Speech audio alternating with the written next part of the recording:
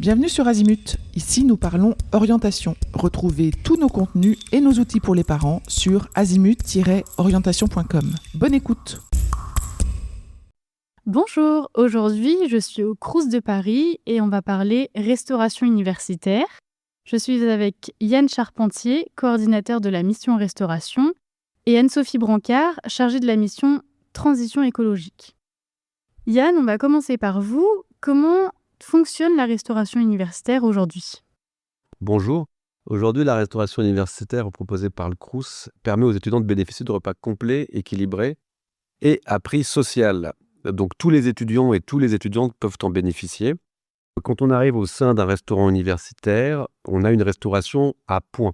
C'est-à-dire que pour 6 points, on a le tarif social 3,30 € quand on est non boursier ou 1 € quand on est boursier ou étudiant précaire aujourd'hui.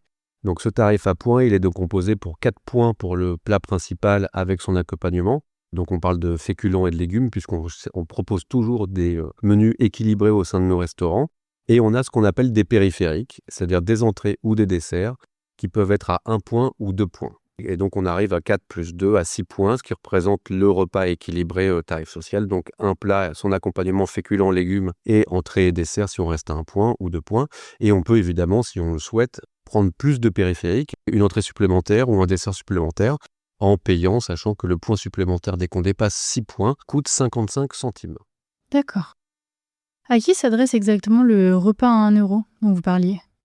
Alors aujourd'hui, le repas à 1 € s'adresse en priorité aux étudiants boursiers. Donc c'est sur critères de bourse, sur dossier, et également aux étudiants précaires. C'est-à-dire les précaires, c'est une commission qui se met en place quand un étudiant n'arrive pas à joindre les deux bouts.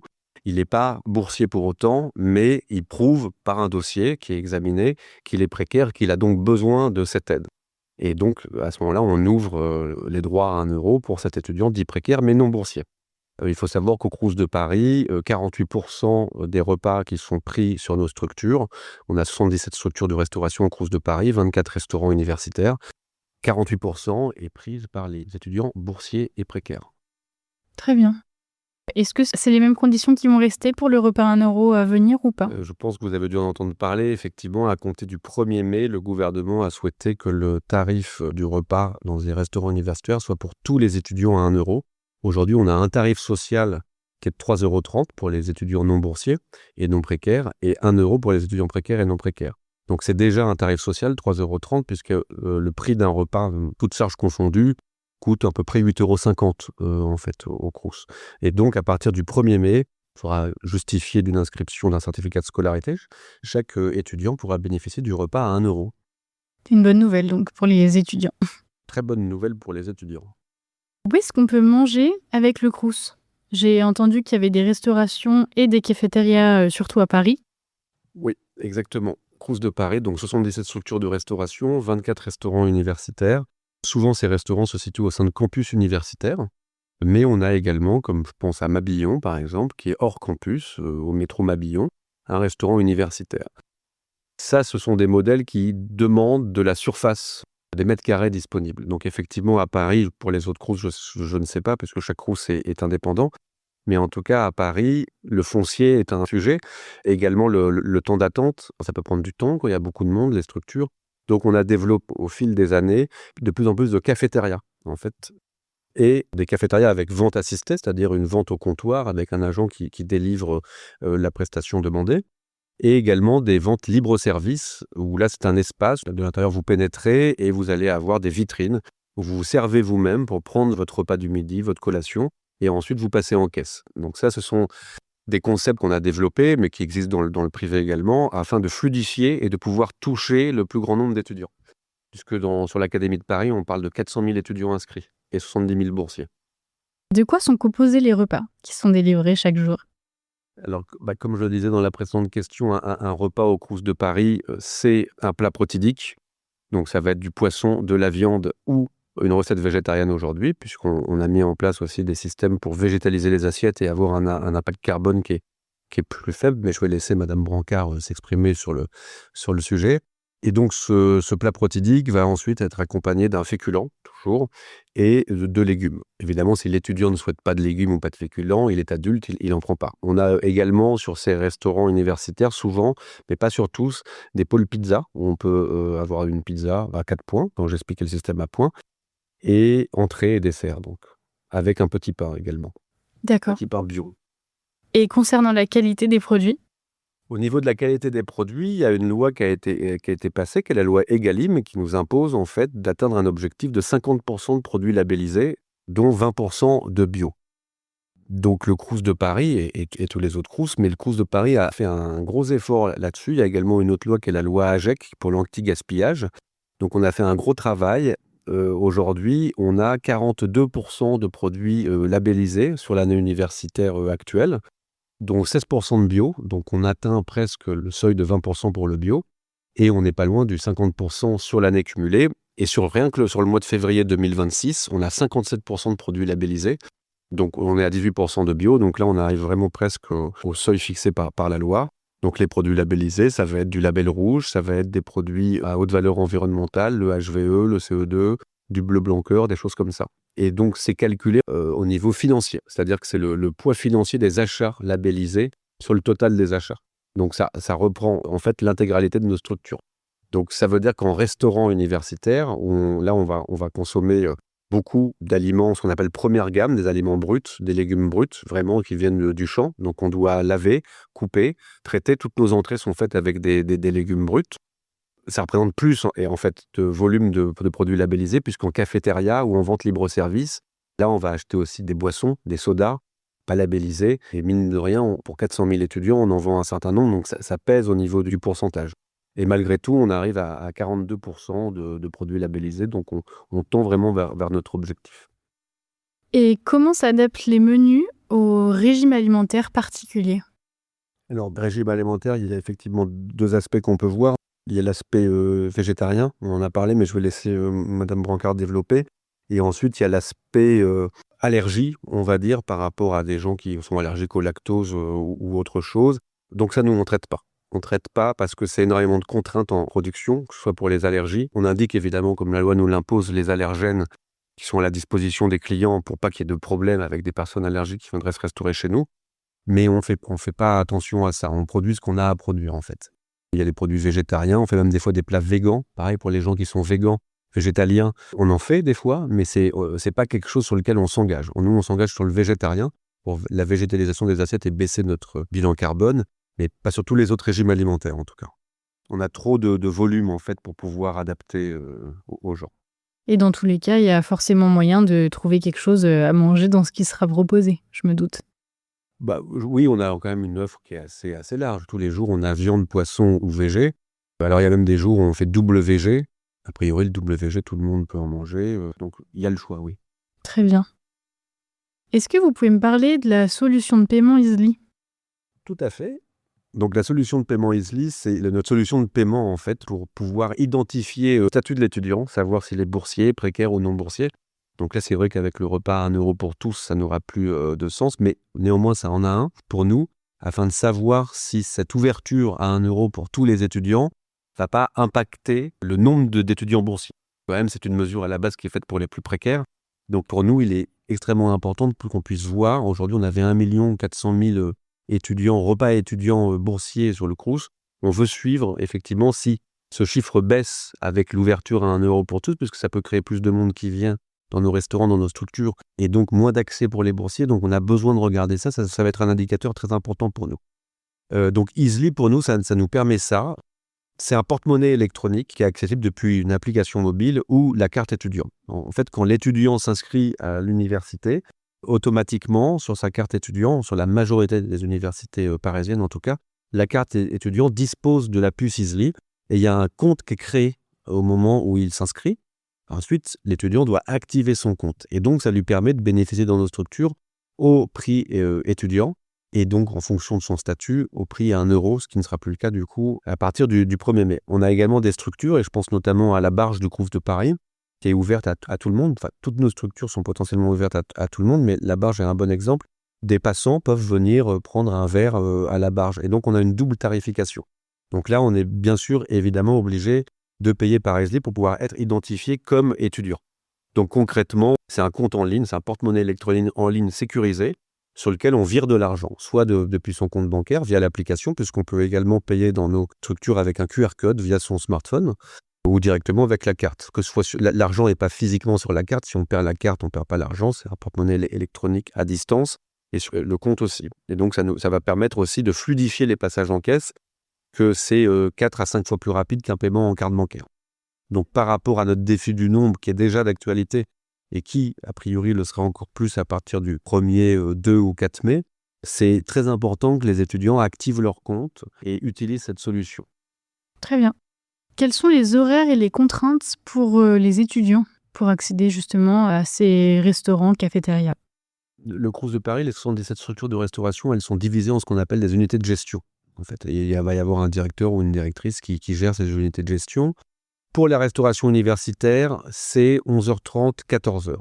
Mais face, depuis l'après-Covid, à la recrudescence de fréquentation dans nos structures, on a sur certains points de restauration, je pense notamment à Allo-Farine, élargi l'amplitude horaire.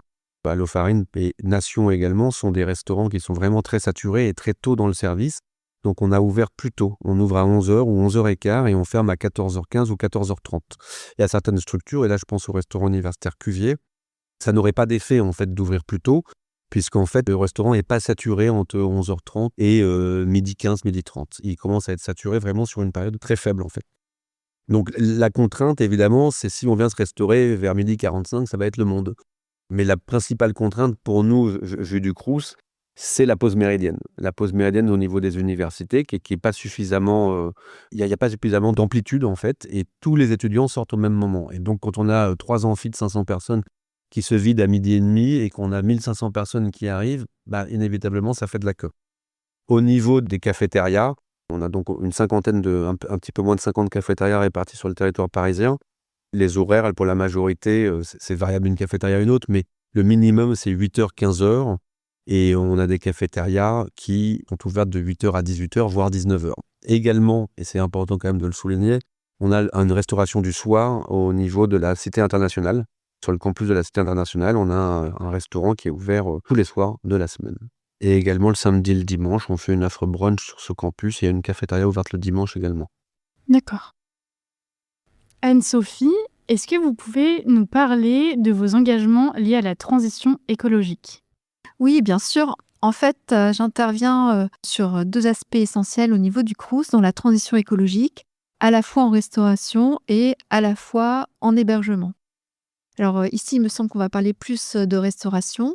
Donc au niveau de la restauration, j'investis beaucoup les restaurants et la qualité des menus, puisque comme le disait mon collègue Yann, on travaille beaucoup au respect des lois Egalim, où on doit atteindre 50% d'achats de produits labellisés, dont 20% de bio. Donc on travaille beaucoup sur la qualité alimentaire. On travaille aussi également beaucoup sur la végétalisation des assiettes. Donc c'est 2 points essentiels. Et puis le 3e point, qui est tout à fait lié à cela, c'est la lutte contre le gaspillage alimentaire.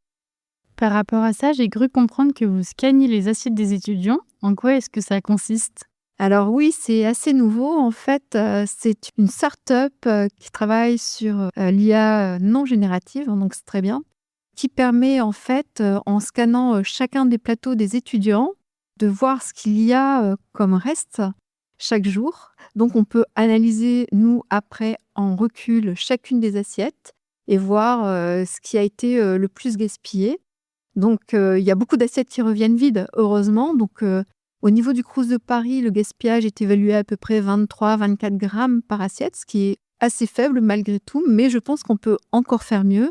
Alors par exemple, c'est si il reste beaucoup de légumes un certain jour, on pourra peut-être se reposer la question de savoir est-ce que c'est lié à la façon dont ça a été cuisiné, est-ce que c'est lié à la qualité du produit. Enfin voilà, ça nous permet vraiment d'analyser tous nos menus, d'y porter un nouveau regard pour aller vers une amélioration.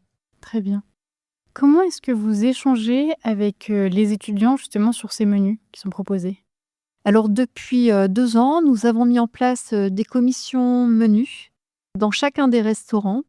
Alors ce sont des commissions qui sont composées à la fois des équipes de restauration pas simplement le directeur ou le chef ou son second.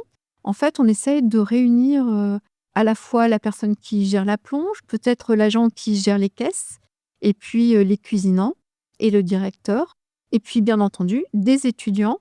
Alors si possible, dans leur diversité, c'est-à-dire des hommes, des femmes, mais aussi des étudiants de première année, deuxième année, enfin jusqu'au terme de leurs études, pour avoir une certaine diversité et pour avoir des dialogues assez enrichissants. Et puis, ils participent également, si on est sur des campus, ça peut être des enseignants-chercheurs. Par exemple, à l'université de Sorbonne Nouvelle, il y a la vice-présidente de transition qui y participe aussi, des personnels. Voilà, en fait, ça constitue un panel qui permet aussi de lancer des débats assez intéressants, d'avoir des discussions assez riches sur la qualité de nos menus, mais aussi la façon dont on cuisine.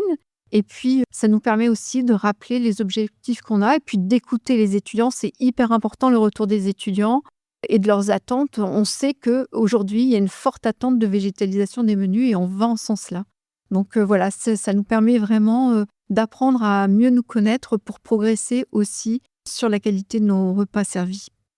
Est-ce que vous voulez nous donner un exemple typiquement d'un changement qui a été fait suite à un regroupement de ces personnes?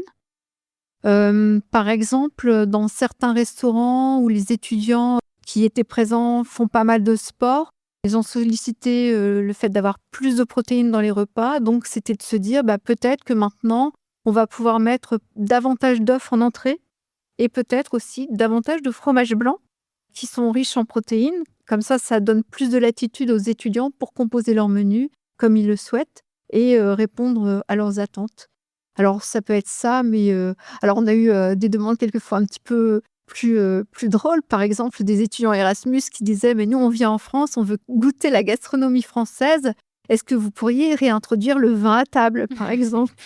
Voilà, donc on a des échanges de toutes sortes. Après, on a quelquefois des échanges intéressants sur les régimes alimentaires. On parlait de régime végétarien, mais certains étudiants posent la question du végétalien. Donc c'est aussi des sujets sur lesquels on discute. Et puis, il peut y en avoir tout tas d'autres sujets, mais en tout cas, on essaye d'apporter toutes les réponses quand on le peut. Super. Qu'est-ce qu'il en est des déchets, qu'ils soient alimentaires ou plastiques par exemple?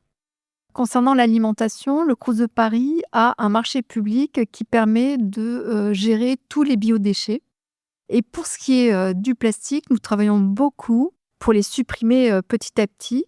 Alors, nous avons eu une campagne de distribution de mugs pour supprimer les tasses, les contenants plastiques. Dans les restaurants universitaires, nous n'avons plus de contenants plastiques. Nous avons également supprimé les bouteilles d'eau plastique de nos restaurants universitaires en 2023-2024.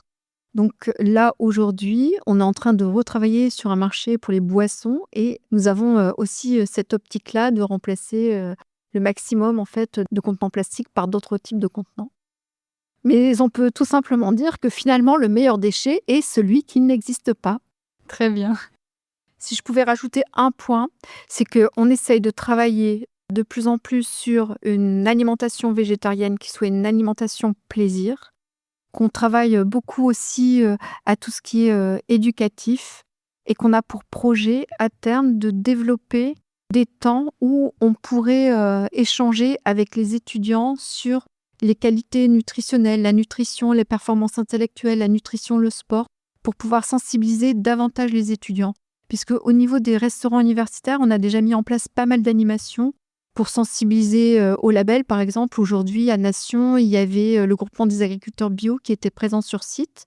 Il y a quelques semaines, c'était les labels Bleu Blanc Cœur pour expliquer comment la viande pouvait être de très bonne qualité aussi au Crous de Paris. Donc, on poursuit ce type d'animation et on va le développer pour pouvoir continuer notre sensibilisation auprès des étudiants. Diane, est-ce qu'il y a une idée reçue sur les restaurants U que vous souhaiteriez corriger? Il y a malheureusement beaucoup d'idées reçues sur les restaurants universitaires. Oui, on en a parlé pendant toute cette interview. La qualité des repas. Mais c'est vrai qu'on ne communique pas assez dessus, mais on a des produits de qualité. On a 40% de nos achats, comme j'ai dit, 42% qui sont des produits labellisés. On fait attention à l'équilibre alimentaire, on fait attention également à la composition des repas parce qu'on peut être labellisé mais avoir des additifs qui sont pas bons. Donc ça, c'est quelque chose qu'on regarde, qu'on bannit, qu'on empêche d'acheter. On fait attention à notre bilan carbone et on fait du fait maison surtout en fait. On fait du fait maison. Il y a des cuisiniers qui produisent, qui travaillent des repas, qui font revenir des oignons, c'est de la cuisine, c'est du fait maison.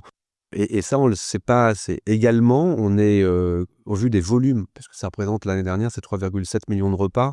En période forte, rien que sur Paris, on est à presque 30 000 repas jour sur les différents restaurants. On a donc de gros volumes. Et il y a un aspect que personne ne voit, effectivement, parce qu'on n'en entend pas parler, c'est la sécurité sanitaire des aliments.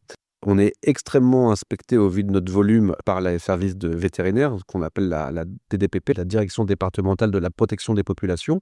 Et donc, ils viennent régulièrement nous voir pour vérifier qu'on fait attention aux températures, au nettoyage, à la désinfection, à la traçabilité de nos aliments.